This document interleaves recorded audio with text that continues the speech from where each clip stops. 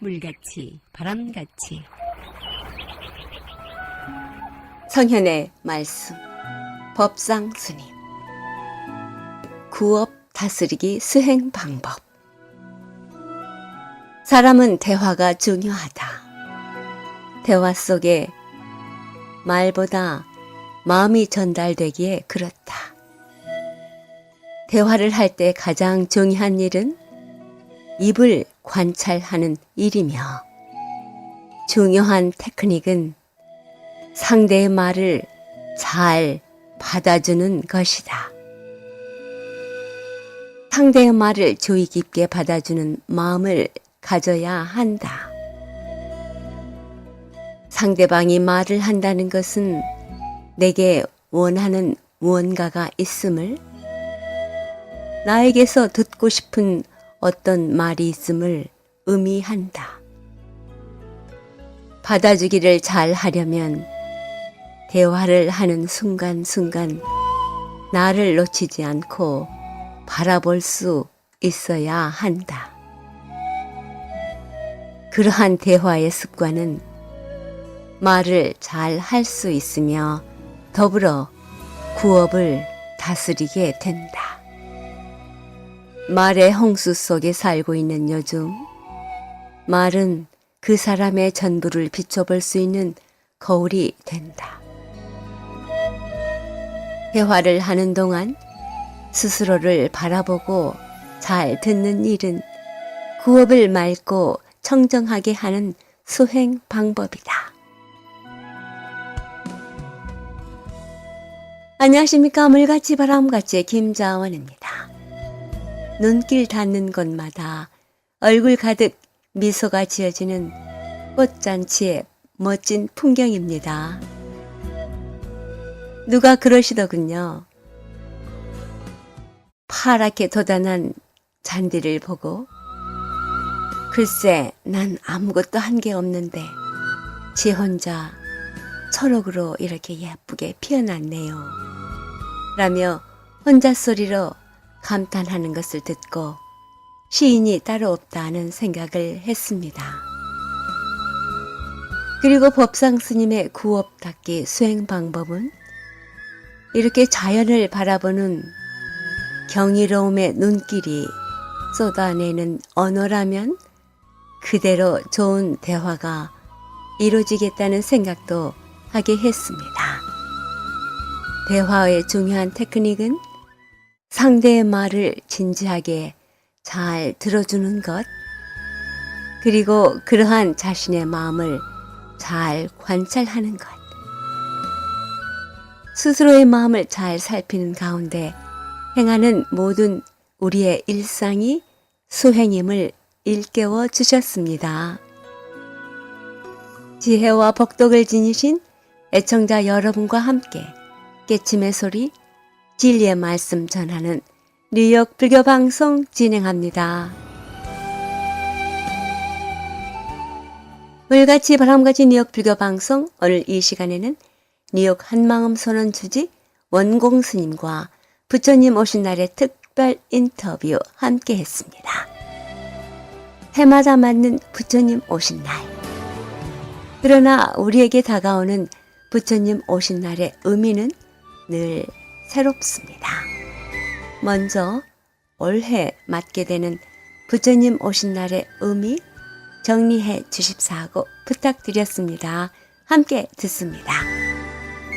제가 생각하기에는 부처님께서 말씀하신 진리는 보편적인 진리이기 때문에 그 진리는 우리 자신 안에 본래 갖춰져 있는 거라고 그러거든요. 우리가 이제 불성이라고 부르는 게 진리이고, 그 불성은 불교인만 가지고 있는 게 아니고 사람만 가지고 있는 게 아니고 우주 삼라만상이 불성의 나툼이라고 말씀하셨죠. 그렇기 때문에 그 불성이 진리의 근본이고 하기 때문에 진리라고 하는 것은 깨달으신 분들이 말씀하시기를 찾거나 얻거나 그런 게 아니라고 그러시거든요. 우리가 이제 모를 뿐인 거죠. 그러는데 우리가 진리의 삶을 충분히 살고 있지는 못하잖아요. 삶에 많은 고통들이 있고 또 누구나 다 고통 번뇌에서 자유스럽지 못하고 깨달으신 분들의 그런 글에 보면은 아주 차원 높은 거의 깨달음, 부처님의 경지에 가까운 분들도 그런 미묘한 번뇌를 가지고 있다고 그러거든요.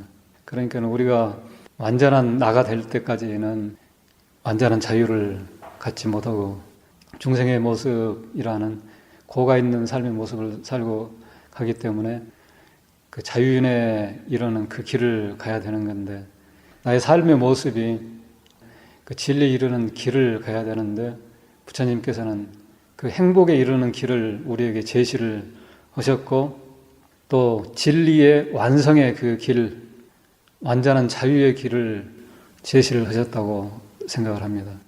그래서 우리는 우리의 삶을 항상 부처님의 가르침을 표준을 삼아서 그 표준에 맞추어서 가야 되고, 또 그런 부처님의 이런 가르침을 표준에 맞춰서 우리가 살아갈 때에는 이 가르침 자체가 보편적인 가르침이기 때문에 다양한 세계 인류들이 가지고 있는 생각이나 문화나 모든 그 차이점들을 소통하고 통합할 수 있고 조화를 이룰 수 있는, 그래서 평화로운 세계를 이룰 수 있는 그 기준이랄까, 그 지침이 부처님의 가르침에 온전히 제시가 되어 있다고 생각을 합니다. 그래서 이러한 부처님의 가르침을 우리가 바르게 이해하고 실천한다고 하면은 불자들 뿐만 아니라 다른 생각을 가지고 있는 문화나 종교나 다른 생각을 가지고 있는 모든 사람들과도 화합할 수 있는 그런 기준을 불자들이 제시할 수 있다고, 보일 수 있다고 생각을 합니다. 그러면 보편적인 어떤 기준을, 그리고 그것이 삶에서 합리적으로 증명이 되는 기준을 우리가 제시를 한다면은 그 많은 사람들이 수긍하고 서로 이해를 갖게 됨으로써 세계 평화에 큰 이바지가 된다고 생각합니다. 그래서 불기 2560년 부처님 오신 날을 맞이해서 다시 한번 부처님의 가르침을 깊게 새겨서 내 삶의 기준을 바로 이해하고 삶의 걸음걸음마다 그 표준에 비추어서 그 근본 말씀하신 뜻을 비추어서 우리가 하루속히 자유인이 되고 지금 현재도 만족스러운 그런 삶을 살았으면 좋겠습니다. 한마음선언에서 이번 부처님 오신 날 특별한 봉축 법회가 있으십니까? 예, 한마음선언에서는 외국인들을 위해서 한국의 불교 문화를 외국인들이 체험할 수 있는 장을 마련을 하려고 합니다. 예를 들어서 염주 만들기라든가 연등 만들기, 또 한국 전통 문양을 얼굴에 그림으로 그려주는 페이스 페인팅이라고 그러는가, 그런 부스들을 만들어가지고 외국인들이 그 한국 문화를, 불교 문화를 체험을 할 수 있도록 생각을 가지고 있습니다. 주변에 전통 사찰에 들어서니까 관심을 갖는 분들이 많은데 한국 불교 문화에 친근함으로써 불법 자체에도 가까워질 수 있는 그런 계기가 됐으면 하는 생각에서 마련한 겁니다. 이번 부처님 오신 날 행사 중에 이제 그 한 부분이시겠죠? 예, 외국인들이 함께 와서 예, 동참할 수 있는. 네, 정말 바람직한 일이 아닐 수 없습니다. 그리고 그 외에 또 다른 부처님 오신 날 전통 관례대로 그 행사를 그대로 하고요. 1부는 법요식하고 2부에는 축하 이제 공연이라든가 이제 뭐 외국인들도 오신 분들은 이제 누구나 다 참석하실 수 있고, 그리고 3부에는 점등식에서 연등에 이제 불을 밝히는 의식을 합니다. 외국인들 참석자들을 위해 어떤 특별한 홍보를 하시고 계시나요?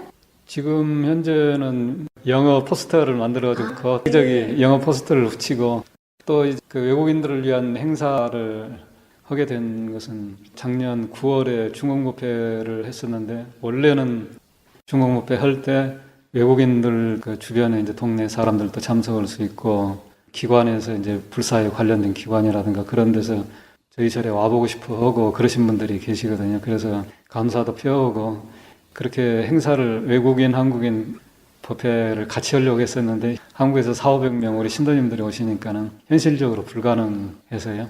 외국인 법회를 못 했었거든요. 그래서 이번 초파일 때 하려고 그러는데 중국 법회 끝나면은 한가할 줄 알았는데 여러 가지 뭐 계속 일들이 있게 되고 스님들이 여유 있게 지내는 그런 상황들도 아니고 그러다 보니까는 할 형편이 안 되는 거예요. 그렇다고 안 할 수는 없고, 그래서 외국인들에게 이제 대웅전이 완공이 됐으니까 대웅전 건물 자체에 관심 있는 외국인들 그런 분들에게도 그런 김에 한국 불교 문화를 체험할 수 있고 불법의 가르침에 좀 더 친근할 수 있는 계기도 되고 그럴 것 같아가지고 문화체험 네, 좋습니다. 그리고 또 가끔씩 외국인들이 옛날보다 더 자주 외국인들이 이렇게 전화가 오고 그러더라고요. 들어오시고 싶으시고 그러는데 저희가 지금은 사실 예불 때만 대웅전을 열고 관리를 할 수가 없으니까 그래서 공식적인 행사를 하려고 했었는데 초파일 때 관심 있는 분들은 참석하실 수가 있고 또 참석하신 김에 네, 염주 체험도 만들기, 하시고. 연등 만들기 같은 네. 그런 체험도 하실 수 있더라고요. 네, 그러한 기회를 여기서 마련해 주신 거잖아요. 예.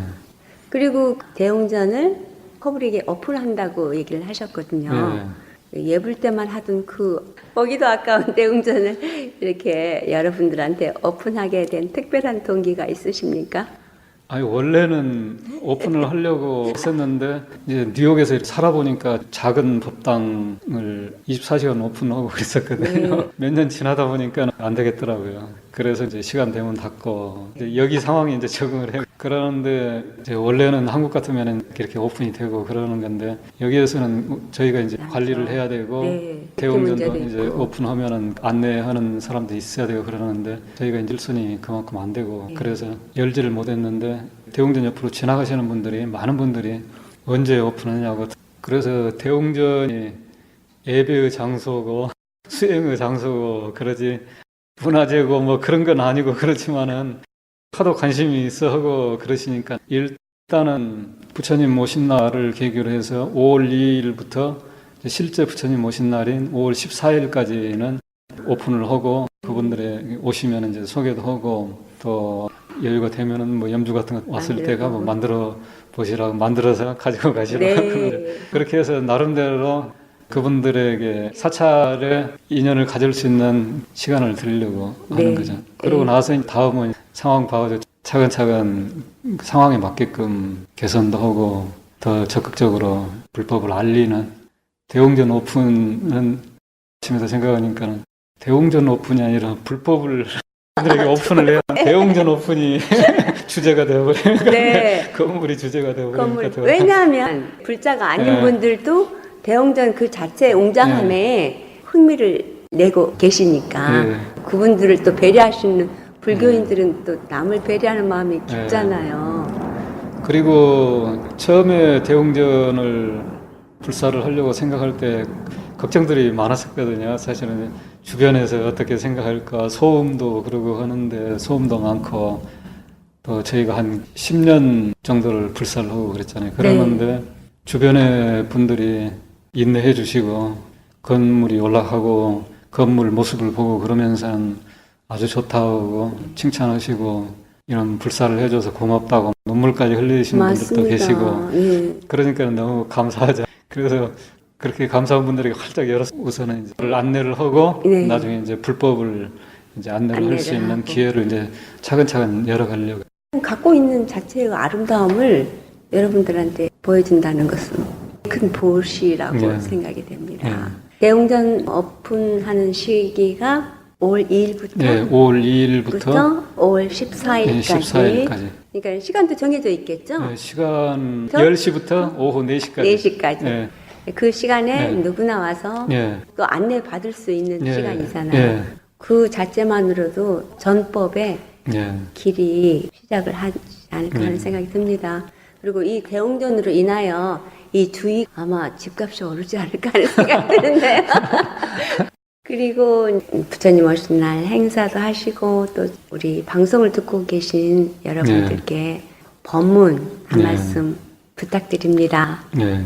제가 이게 불법을 공부하면서 특히 요즘에는 유튜브라든가 여러 가지 다양한 정보들을 접하고 그러다 보니까는 불법의 가르침이 너무나 깊고 정말로 위대한 가르침이구나. 이런저런 여러 가지 나름대로 관심 있는 가르침들을 접해보고 다른 종교의 가르침들도 접해보고 그러니까 근본적인 원리라 할까? 그런 점에 있어서는 같다고 하는 거죠. 그리고 이제 그게 보편적인 진리니까 당연히 그래야 되는 거죠. 그러는데 그러한 가르침을 2500년 전에 말씀하셨는데 지금 현대에 우리가 받아들이기에도 너무나 현대적이고 적합하고 그러는 거예요.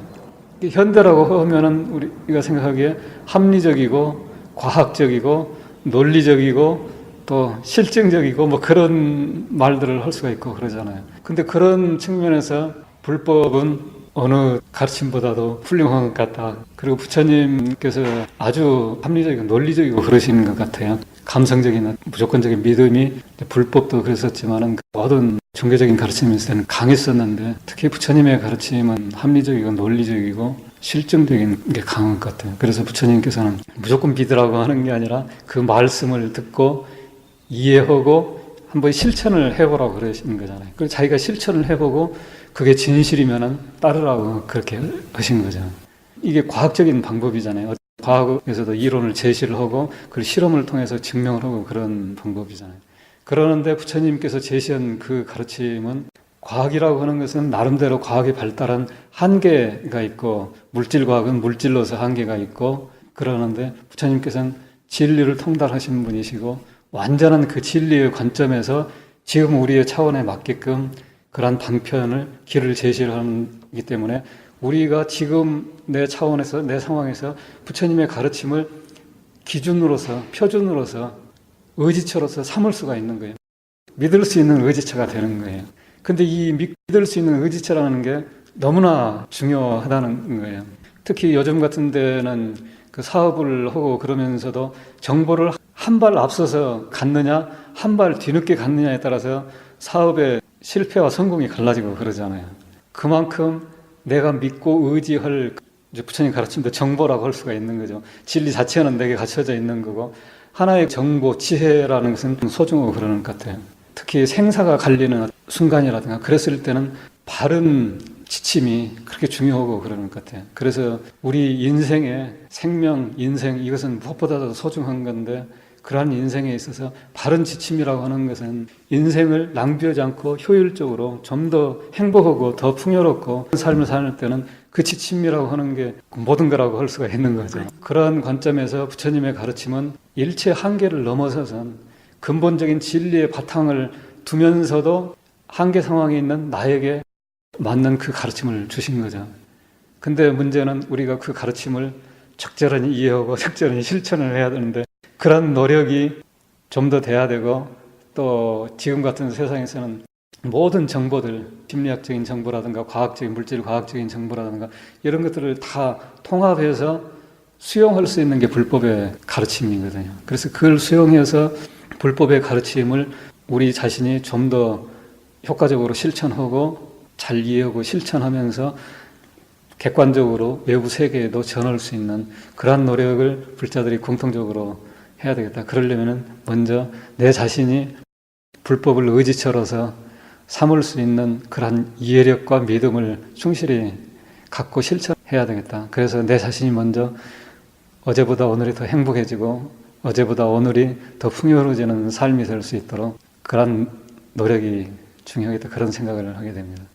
그리고 요즘에는 이제 세상이 모든 사상이나 정신적인 거, 물질적인 정보들이 다 공유를 하게 되는 이제 우리 대웅전도 오픈한다 그러면 모든 정보들이 오픈되는 세상에 그러잖아요. 수많은 그 정보들이 있는데 그 정보들이 서로 표현상이라든가 그런 데서 상충이 되거나 그랬을 때 그 진리라는 측면에서는 모든 정보나 그런 것들이 상충이 될 수가 없는 거죠. 근본 원리에 있어서는 상충이 될 수가 없는 거예요. 그렇지만은 사람들이 이해할 때는 상충이 될 수가 있고 그 표면상, 표현상으로는 그 충돌이 있을 수가 있는 거거든요. 그랬을 때 그러한 모든 진리와 정보를 통합하고 조화를 이루고 소통이 되게끔 서로가 다 이해를 하게끔 진리라는 한 울타리로서 조화롭게 이렇게 돌아갈 수 있도록 하려면은 하나의 어떤 온전한 진리라는 표준이 있어야 될 것 같아요. 그러는데 그러한 점에 있어서 불법은 온전한 진리의 표준이 될 수 있다고 생각이 됩니다. 물론 이제 불법이라는 이름과 부처님께서 말씀하신 표현 그대로 그 수행의 방편 같은 것 표현 그대로 그 자체가 이것이 제일이다 어떻다 그런 것이 아니라 그 근본 뜻과 원리와 지혜에 있어서 그 표준을 삼을 수 있는 그런 게 되는 것 같아요. 예를 들어서 이 법이 바르다 그르다 했을 때 뭘로서 표준을 삼을 수 있겠는가? 부처님께서 이제 금강경에 말씀하신 것처럼 상이 없는 걸로 표준을 삼는다든가 그러면 상을 모습을 따르는 것은 어떤 거든지 치우치는 거라고 할 수가 있는 거거든요. 모습을 사용하려다 우리도 이 몸을 사용을 하고 있잖아요. 그런 모습이고 여러 가지 창조적인 생각을 하잖아요. 문학 작품도 내고 다양한 사람마다 특색 있는 정신적인 어떤 분위기들을 산출하고 그러잖아요. 그러면 내가 가진 분위기만이 제일이고 내가 가진 생각만이 제일이라고 할 수가 없는 거죠. 그러면 여기에서 모든 생각들을 통합할 수 있고 소통을 시킬 수 있는 근본적인 표준이 뭘까 했을 때는 거기는 상이 없는 거라고 할 수가 있는 거죠. 그럼 상이 없다고 하는 것은 우리의 모든 정신과 물질적인 생명력의 근원이면서도 모습 없는 그 자체를 이해하는 거라고 할 수가 있겠죠. 그래서 여러 가지 수행의 가르침들이 있고 그렇다 하면 그걸 뭘로 표준을 삼을까 그 생각을 해봤을 때 저는 금강경에서 상이 없는 것, 상을 떠나는 것. 원래 상이라고 하는 것은 일체 정신적인 작용을 상이라고 할 수가 있는 건데 모든 것을 표현된 모든 것을 상이라고 할 수가 있는데 문제는 그게 이제 집착을 하고 그 상을 자유스럽게 놔두면서 예를 들어서 전파들이 이렇게 딱 하고 그러지만 서로 이렇게 걸림없이 그러잖아요. 그리고 하늘에 비유가 적절한지 모르겠어요. 하늘에 무지개 같은 빛 같은 것을 쏴서 모양을 만들어낸다 하면은 그런 것들이 서로 어우러지면서 조화로운 하나의 아름다움을 만들어내는 거잖아요. 그러면은 우리가 표출을 하는 정신적인 어떤 상, 생각, 또 행동 그런 것들이 나오는 것은 한 바탕, 생명이라는 한 에너지라는 한 바탕에서 나와서 다양하게 표출이 되는데 다양하게 표출이 되면서 서로 부딪히지 않고 자유스럽게 서로 이제 제 자리를 찾아가면서 제 역할을 하면서 조화를 이루면은 하나의 만공스님 일화 하나의 꽃으로 표현한 이 세상에 하나의 꽃처럼 여러 가지 꽃잎이 있지만은 여러 가지 꽃잎이 하나의 꽃을 만드는 거잖아요. 그러는 것처럼 우리 모두가 각자가 하나의 부처님의 세계, 행복한 세계, 하나의 꽃과 같은 아름다운 장엄한 이렇게 조화로운 그 세계를 만들 수가 있는 건데 지금까지 법문의 한마음선언 뉴욕도량주지 원공 스님이었습니다. 부처님 가르침인 합리적, 논리적, 실증적 표준에 맞춰서 인생을 살아가기를 말씀해 주신 원공 스님. 그러한 진리의 삶을 충분히 살아간다면 자유롭고 평화와 행복을 누릴 수 있다고 하셨습니다. 금강경에서의 상을 내려놓음과 상을 낮추되 서로 조화롭게 살아가는 길을 부처님 가르침에서 배워 부처님 오신 날을 맞는 우리의 자세가 되었으면 하시는 간절한 자비의 법문 함께 했습니다.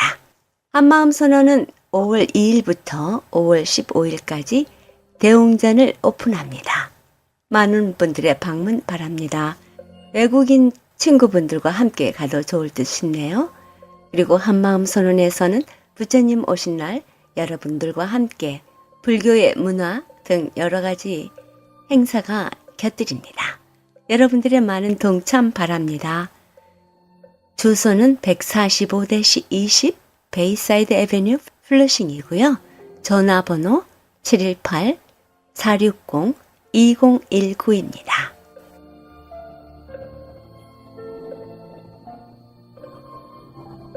물같이 바람같이 뉴욕 불교방송은 부처님 말씀을 나누는 법당입니다. 전파에 실려 여러분께 다가가는 법문은 진리를 우주 법계에 울려 퍼지게 하는 일이지요. 부처님 법을 알리는 공덕은 금은 보화를 산더미만큼 보시하는 것보다 더 크다고 하셨습니다. 그만큼 진리는 물질적 한계를 넘어선 일인 것이지요. 불교 포교는 곧 이 세상에 행복과 안락 그리고 평화를 선물하는 것과 같습니다.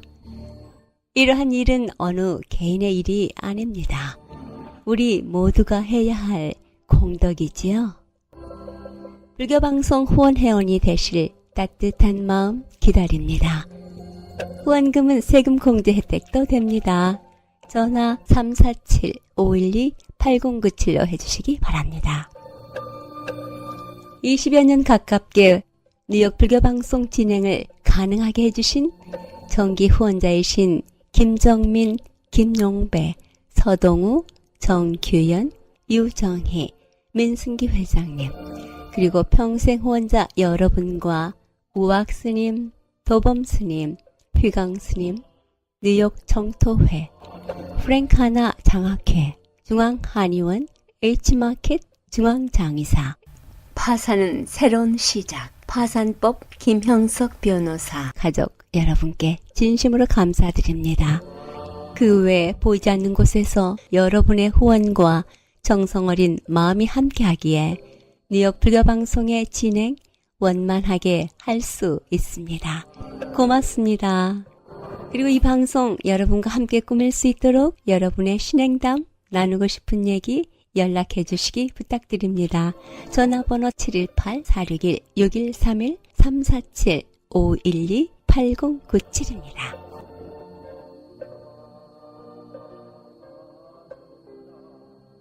지난주 후원금 보내주신 정기 후원자이신 김영배 거사님, 최정희 보살님, 그리고 평생 후원자이신 조인행, 허문경, 방규혁, 이순희, 이강문, 박정열, 사연자 임미영, 관음성, 백연화, 무착행, 윤순희, 박화서, 안타림, 국정남, 송성자, 길상행, 한영숙, 배성자, 민경환 보살님 고맙습니다. 그리고 한마음 선언과 한아름 H마트에서 부처님 오신 날 불교방송에 밝은 연등 밝혀주셨습니다. 고맙습니다. 늘 격려와 후원으로 불교방송 법보시를 해주시는 모든 분들께 부처님 오신 날을 맞아 부처님 가피 집안 내외에 가득하시고 마음 평화와 자유로움, 성불의 그날까지 늘 함께 하시길 축원드립니다. 물같이 바람같이 뉴욕 불교방송, 지금 이 시간에는 법륜 스님의 증문즉설입니다. 스님, 저는 인간에게 종교가 꼭 필요하다고 생각하는 편입니다. 무신론자도 아니고 그동안은 부모님을 따라서 절에 주로 많이 갔고 성인이 되고 나서는 교회도 가보고 성당도 가봤습니다. 그런데 진심으로 믿고 빠져드는 마음이 안 듭니다. 기댈 곳이 필요할 때 종교가 큰 힘이 될 거라고 생각을 하는데 그런 제 생각이 잘못됐는지 아니면 억지로라도 종교를 가지려는 마음을 버려야 하는 건지 궁금합니다. 생각이 잘못됐어.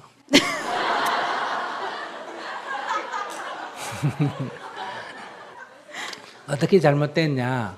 어떤 믿음을 억지로 믿으면 안 돼. 믿어지는 것만 믿으면 돼. 네. 그러니까 부처님이 나자마자 7발자국을 걸었다.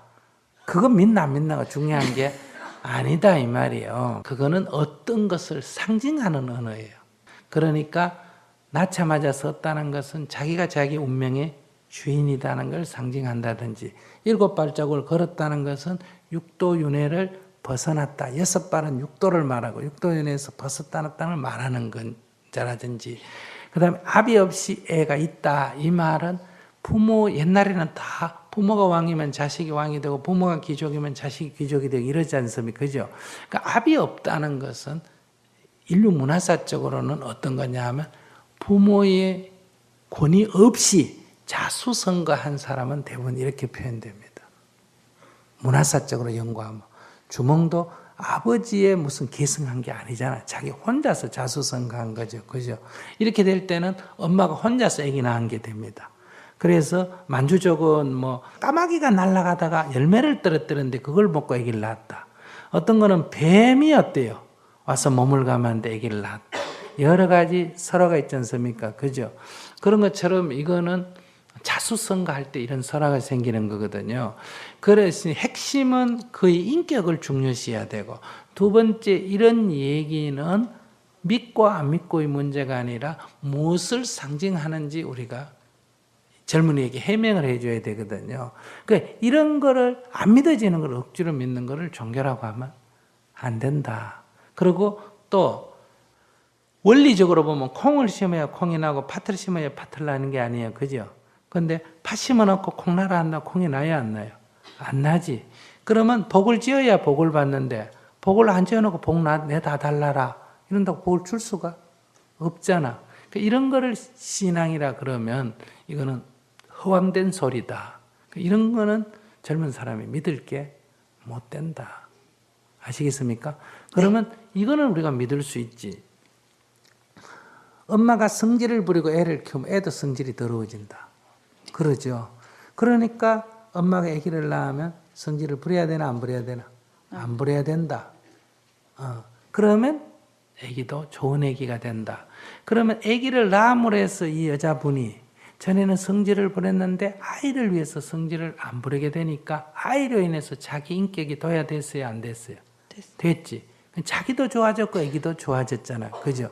예를 든다면 내가 남편을 미워하게 되면 그러면 아기 아빠를 미워하는 게 되잖아. 그럼 미워한다는 건 나쁜 놈이란 뜻 아니야.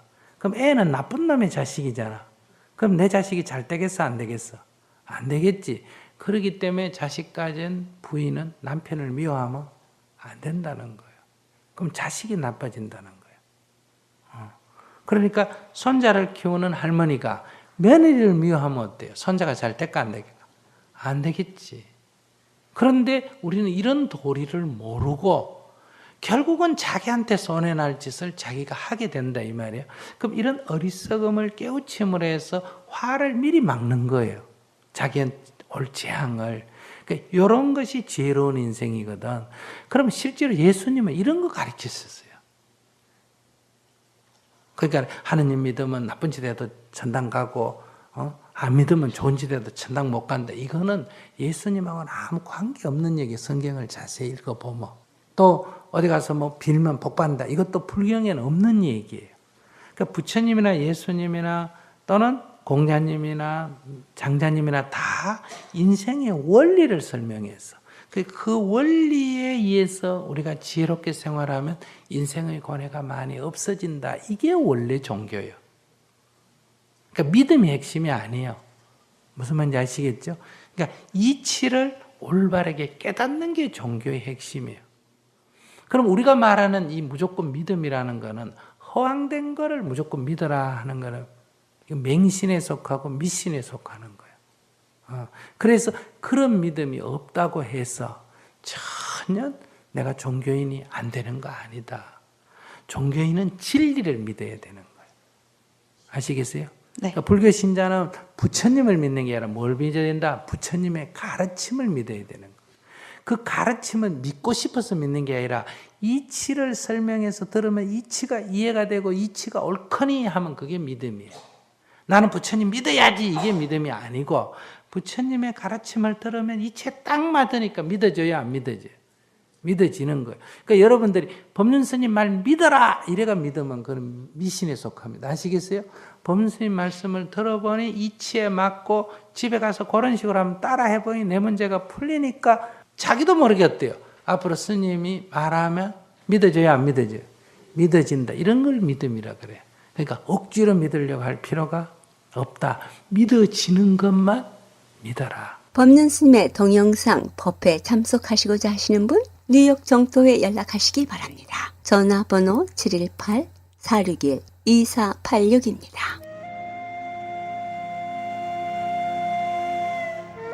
부처님 오신 날 특집 방송. 오는 5월 14일은 음력 4월 8일 부처님 오신 날입니다. 뉴욕 일원의 각 사찰에서는 부처님 오신 날 봉축 행사를 5월 1일 일요일 하는 곳, 5월 8일, 그리고 5월 15일 하는 곳이 있습니다. 각자 직장 생활에 방해받지 않고 봉축일을 치러야 하는 이곳 생활의 특성상 행사 일정이 조금씩 다릅니다. 자신의 일정에 맞는 사찰을 찾아 봉축 행사 특별 법회에 참석하시기 바랍니다. 물같이 바람같이 뉴욕 불교 방송은 부처님 오신 날 특집으로 부처님의 생애에 대한 조명을 해봅니다. 부처님의 생애는 크게 나누어 8장으로 되어 있는데요. 이것을 일컬어 팔상성도라 합니다. 첫째, 도솔레위상.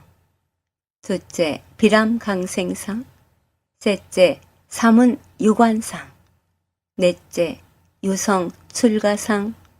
다섯째, 설산수도상. 여섯째, 수화항마상. 일곱째, 녹야 전법상, 그리고 마지막 8번째 쌍림 열반상이 있습니다. 순수 우리 한글로 풀이하자면 도솔촌에서 내려오심, 세상에 태어나심, 세상을 두루 살피시고 출가하심, 깨달음을 향해 정진하심, 마왕을 항복시킴, 진리를 설하심, 그리고 마지막 8번째 욕심을 버리고 열반에 드심. 이렇게 8장인데요. 이번 주부터 부처님 오신 날까지 각각 2장씩 나누어 여러분과 함께 하겠습니다.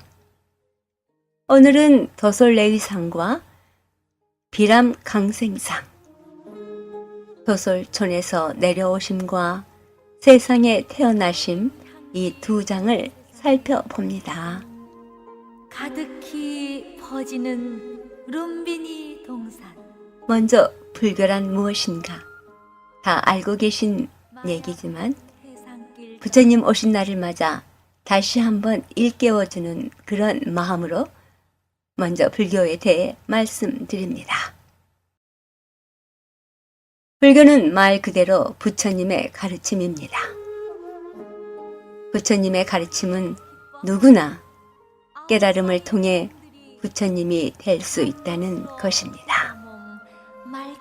부처님이란 불타, 즉 부다, 깨달은 사람을 말합니다. 우리는 모두 부처님이 될 수 있는 소질과 성품이 있는데 이를 불성이라 일컫습니다. 저마다 불성을 간직한 우리는 어떻게 하면 부처님이 될 수 있을까? 첫째, 부처님의 생애를 알고 그 삶대로 사는 것도 훌륭한 방법입니다. 서가모니 부처님의 생애는 한 인간이 진리를 깨쳐 부처님이 되는 길을 보여줍니다.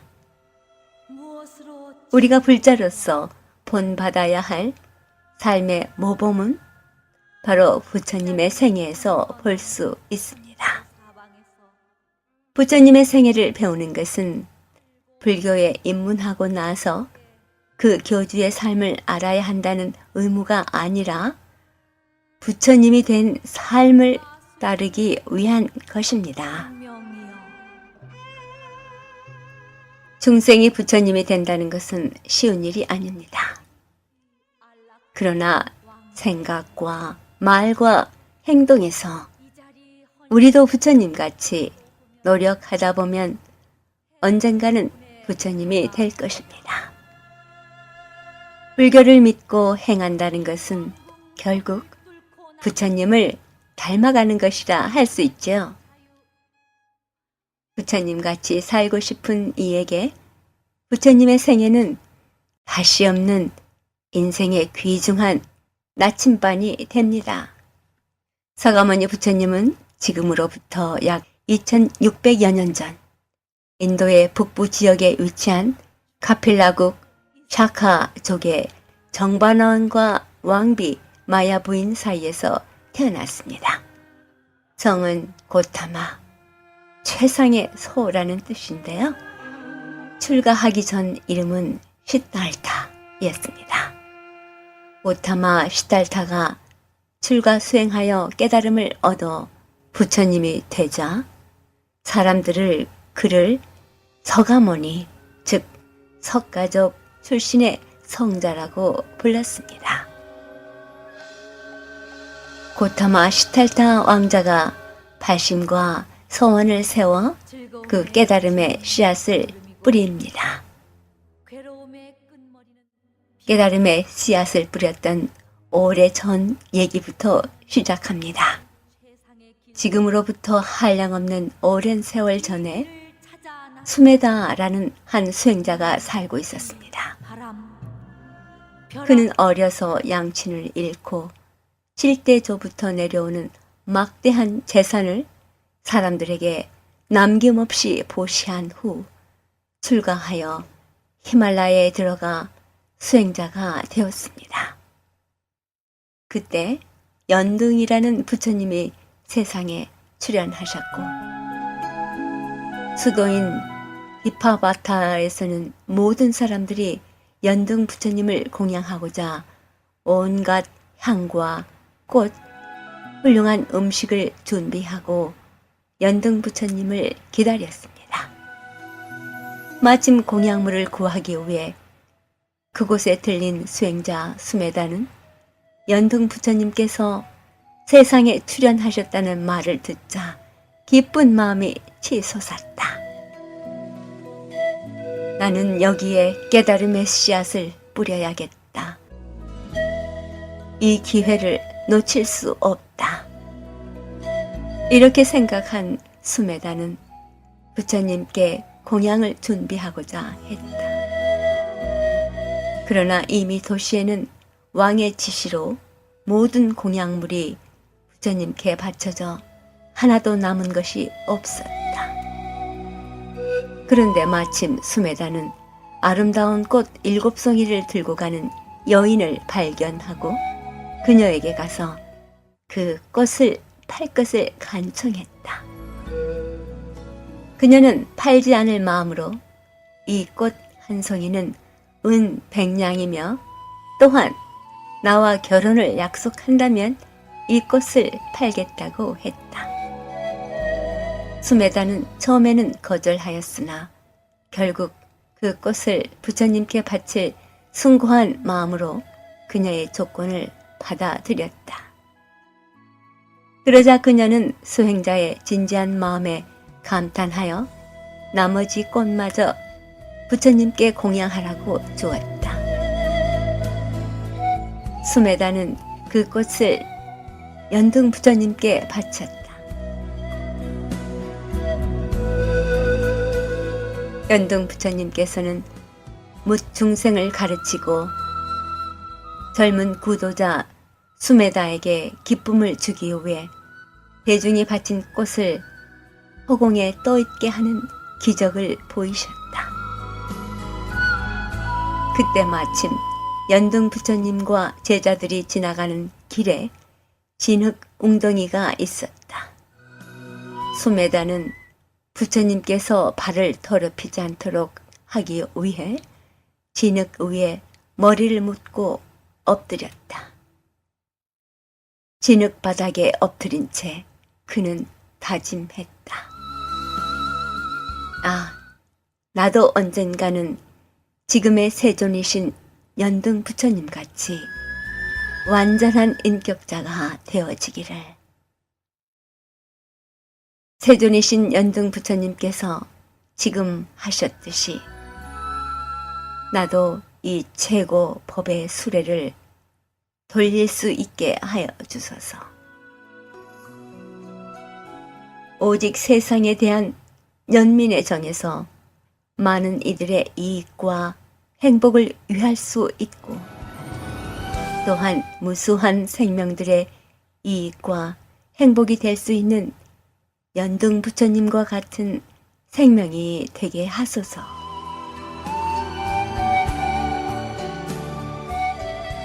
이 광경을 본 연등 부처님은 제자와 대중에게 말씀하셨다. 견디기 힘든 고행을 하고 있는 이 수행자를 보라. 그는 지금으로부터 무량한 겁이 지난 후 세상에 출현하여 부처님이 될 것이니라. 견줄 사람 없는 대성인의 말씀을 듣고 천인과 인간들은 크게 기뻐하며 외쳤다. 수행자 수메다는 분명 부처님이 될 씨앗이요 부처님이 될 싹이로다. 모든 이가 지나간 뒤 엎드려 있던 수메다는 몸을 일으켜 앉아 스스로 생각했다. 내가 지금껏 쌓아온 수행을 생각해보자. 그때 1만 세계가 크게 진동하였고 그 진동에 놀라는 사람들에게 연등 부처님은 던자 숨에다가 부처님이 되기 위한 근본적인 덕목을 모두 깊이 사유하고 있는 까닭에 이 대지와 일만 큰 세계가 진동하고 있는 것이라고 그 연유를 말씀해 주셨다. 이때 일만 큰 세계에 사는 사람들은 큰 소리로 외쳤다. 당신은 기필코 부처님이 되실 것이옵니다. 흔들림 없이 정진하여 주소서. 멈추시거나 물러나서는 안 되나이다. 저희들도 또한 당신이 기필코 깨닫게 될 것임을 잘 알고 있나이다. 수메다는 모든 부처님이 이루신 깨달음의 근본적인 덕목인 십바라밀 수행을 남김없이 생각해낸 후 10만 아승직업을 지내면서 십바라밀의 수행을 닦아 24분의 부처님으로부터 수기를 받은 뒤 도솔천에 머물게 되었다. 그때 이름은 호명보살이었다. 참고로 보살이 닦아야 할 10가지 바라밀입니다. 첫째, 모든 것을 베푸는 보시, 계율을 잘 지키는 지계, 번뇌의 속박을 떠나는 출리, 존재의 실상을 깨닫는 지혜, 끊임없이 노력하는 정진, 욕됨을 참는 인욕, 거짓 없는 진실, 굳게 뜻을 다지는 결정, 살아있는 것에 대한 사랑을 행하는 자비, 공평하여 치우침이 없는 사 등이다. 팔상성도의 첫 번째, 도솔내위상, 도솔천에서 내려오심. 호명보살이 십바라밀 수행을 닦고 도솔천에서 머물고 있던 어느 날 모든 하늘세계의 천인들이 보살의 처소에 모여들었다. 존귀하신 스승이시여, 당신의 십바라밀을 행하심은 제석천이나 마왕, 범천, 전륜왕의 영광을 위해 이룬 것이 아니었고 오직 세상의 중생을 제도하고자 일체지를 추구함으로써 이루신 것이나이다. 스승이시여, 바야흐로 부처님이 되기 위한 때가 왔나이다. 존귀하신 스승이시여, 부처님이 될 때이나이다. 호명보살은 천인들의 간청을 받아들여 중생을 구제하기 위해 자신이 태어날 때와 장소, 가계와 생모에 대해 살핀 후 석가족의 마을에 있는 마야 부인의 태중에 들리라 결정했다. 그리고 나서 호명보살은 바로 깊은 선정 속에서 마야 부인의 태에 들었다. 정반왕과 결혼한 지 20년이 넘도록 자식이 없던 마야 부인은 그때 흰 코끼리가 오른쪽 옆구리로 들어오는 꿈을 꾸고 태자를 잉태하였다. 두 번째 장입니다. 비람강생상, 세상에 태어나심. 모든 백성의 기대 속에 따스한 봄이 되고 왕비의 산딸이 다가왔다. 마야 부인은 해산일이 다가오자 인도의 관습에 따라 친정인 테바다하로 행하였다. 친정으로 가는 도중 룸비니 동산에 이르렀다. 동산에는 아름다운 사라나무 꽃들이 만개해 있었다. 왕비는 상스러운 사라나무 가지를 잡으려고 손을 뻗는 순간 갑자기 산기를 느꼈다. 일행은 급히 초소를 마련하였으나 그녀는 나뭇가지를 붙잡고 선 채로 아무런 고통 없이 아들을 낳았다. 부처님은 태어나자마자 동서남북으로 7걸음을 걸으면서 한 손으로 하늘을, 한 손으로는 땅을 가리키며 사자호를 토했다. 하늘 위와 하늘 아래 오직 나 홀로 존귀하도다. 모든 세상이 다 고통 속에 잠겨 있으니 내 마땅히 이를 편안케 하리라.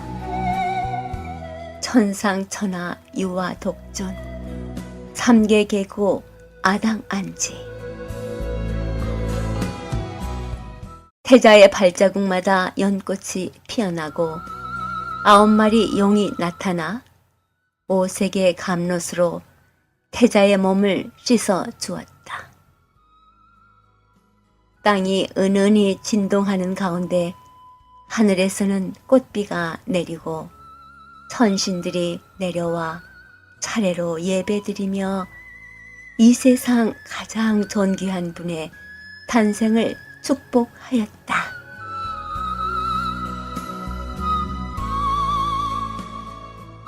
태자가 태어난 지 닷새가 되자 히말라야로부터 아시타 선인이 내려와 태자를 뵙고자 했다.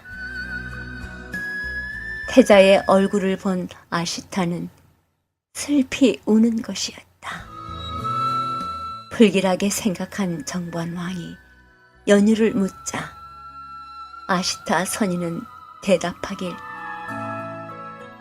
왕자는 출가하면 부처님이 될 것이요, 왕위를 계승하면 전륜성왕이 될 것인데 자신이 늙어 부처님의 출현을 뵐 수 없는 것이 한스러워 눈물을 흘리는 것이라 했다.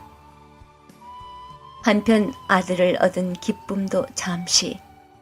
시달타가 태어난 지 7일 만에 어머니 마야 부인이 세상을 떠나니 태자는 이모를 새 어머니로 하여 자라게 되었다. 그리고 아시타 선인의 예언에 따라 아들이 출가할지 모른다는 생각에 정관왕은 태자가 성문 밖으로 나가는 것을 막고 호화스러운 궁전을 지어 향락 속에 자라게 하였다.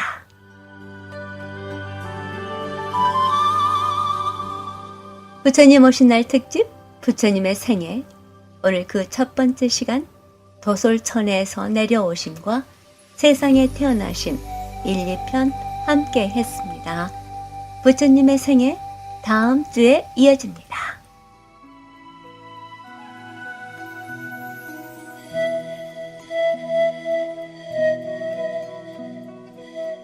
불교계 소식입니다. 뉴욕 불광선언에서는 지난주 일요일 4월 17일 불광선언 20주년 및 범종불사 회항식이 안국선언의 수불큰 스님과 독일에서 선언을 개원하여 전법 활동을 하시는 현각스님, 조지아 아틀란타 전등사 주지 마야 스님, 그리고 전등사 합창단의 찬불과 화음이 울려 퍼진 가운데 주지 휴강 스님의 경과 보고와 내빈 소개가 있었습니다.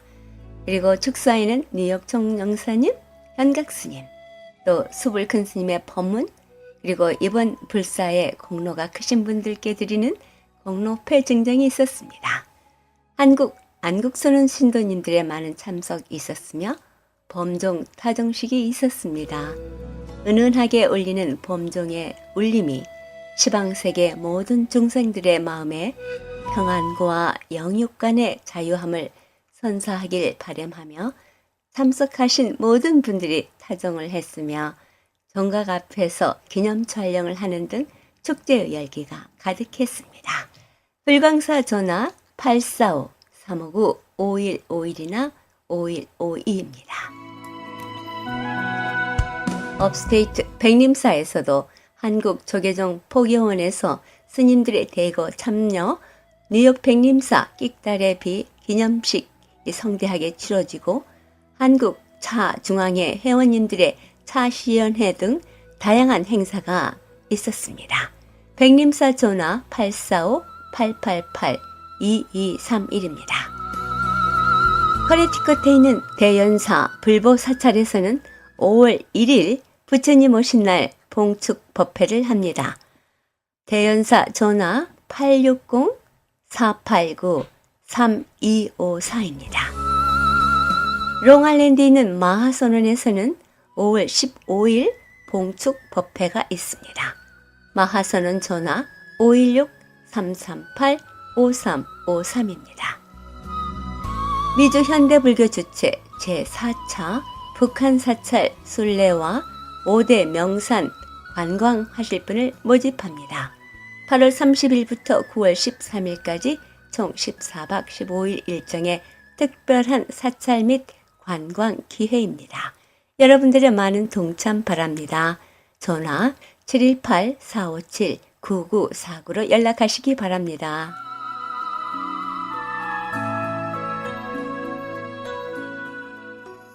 물같이 바람같이 뉴욕 불교방송 함께 들어주신 여러분 진심으로 고맙습니다. 부처님 오신 날이 머지않았습니다. 부처님 오신 날을 맞아 우리 불자님들께서는 가까운 친지나 아시는 분들께 마음을 담은 부처님 오신 날의 기쁨 전하는 카드를 보내는 것도 불법에 좋은 씨앗을 뿌리는 일이 아닐까 하는 생각입니다. 안부도 좋고 부처님 오신 날 축하한다라는 그런 간단한 메시지 여러분들께 보내주시면 참 좋겠습니다. 내일은 가까운 사찰에 가셔서 좋은 법문 들으시고 도반들과의 좋은 인연 맺으시기 바랍니다. 지금까지 진행의 김자원이었습니다. 다음 주 시간까지 편안한 시간 보내시기 바랍니다. 안녕히 계십시오. 김성녀가 부르는 찬미의 나라 노래 들으며 이 시간 방송 마치겠습니다.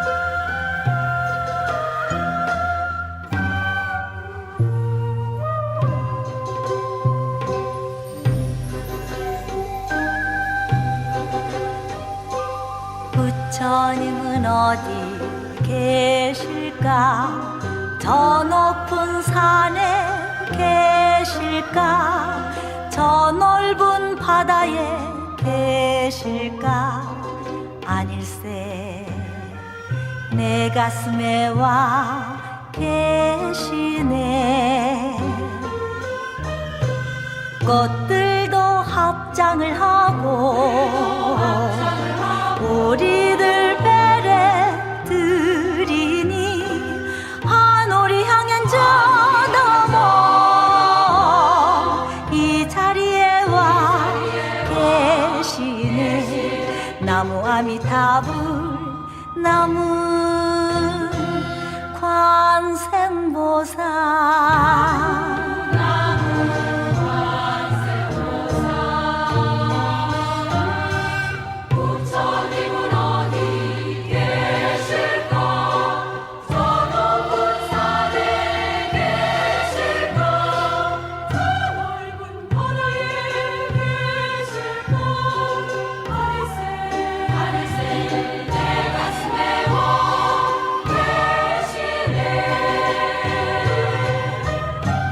꽃들도 합장을 하고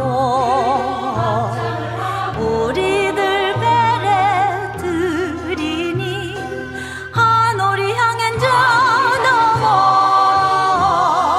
이 자리에 와 계시네. 나무 아미타불 나무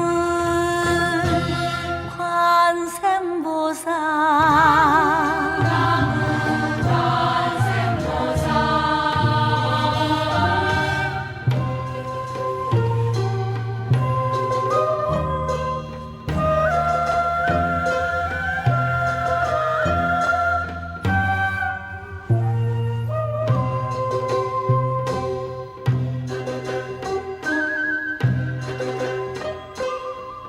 부처님은 어디 계실까?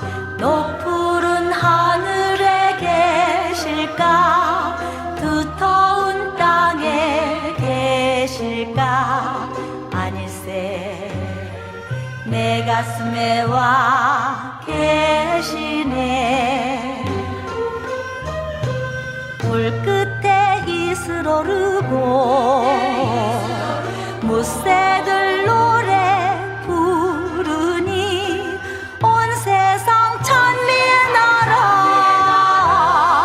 이 천지에 와 계시네. 나무 아미타불 나무